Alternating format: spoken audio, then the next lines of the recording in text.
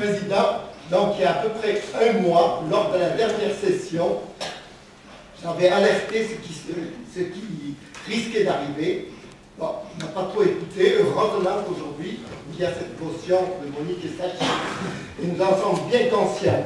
Et là, dès que nous avons su à la RAN la suppression des 5 lits médicaux et des 12 lits de soins de suite, on s'est mobilisé, c'est-à-dire qu'il y a eu 2000 signatures qui ont été faites dans les 15 jours.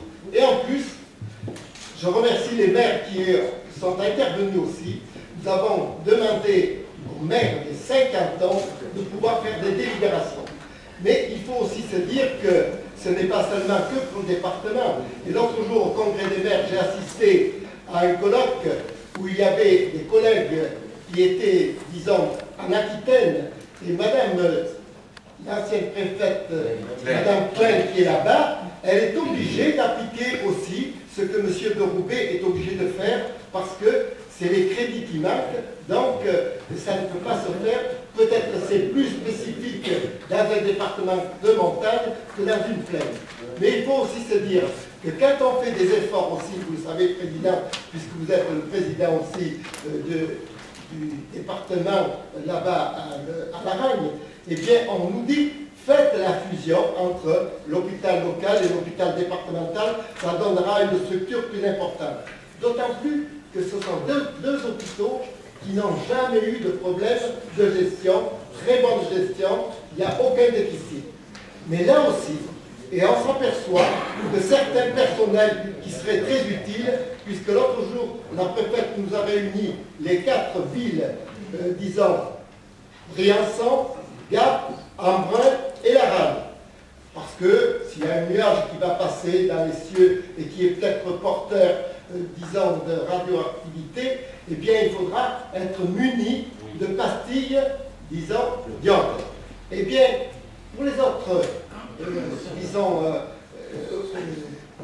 hôpitaux, il n'y aura aucun problème après, parce qu'il faudra faire la distribution de ces pastilles suivant la population. Mais à la Ragne, on s'est aperçu que le pharmacien faisait défaut. Alors là aussi, je crois qu'il est très important que quand il y a un personnel qui manque, et c'est le plus important. Et je l'ai dit et je le redis, c'est-à-dire que si on enlève les 5 lits médicaux aussi, eh bien il y a un personnel qui est plus à même de pouvoir soigner dans le cadre des soins de suite, parce que cela va ensemble. Là aussi, il faudra maintenir le plus possible ces lits, parce que cela est très important, étant donné qu'on refuse des malades dans le secteur, parce qu'il n'y a pas la place voulue. Et je renouvelle encore ce qui a été fait directement à La Ragne, où il y avait, disons, l'autorisation de 60 lits d'EHPAD, donc 10 lits de jour pour la maladie d'Alzheimer. Et là, on attend toujours, et je ne pense pas que ça arrivera pour demain. Ce qui est très ennuyeux, c'est qu'il manque ces lits, et en plus, on risque d'en supprimer. Alors il est vrai que là aussi, il faut avoir une solidarité, non pas seulement contre les personnes âgées, parce que je crois que le professeur Alain a dit à partir de 80 ans, il ne faut plus de soins.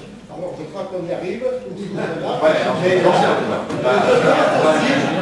c'est pas une question de solidarité, c'est une question de savoir si on peut faire des soins, d'autant plus que c'est une population qui est exigeante, non pas pour être bien soignée, mais pour pouvoir avoir l'hospitalisation quand les lits manquent.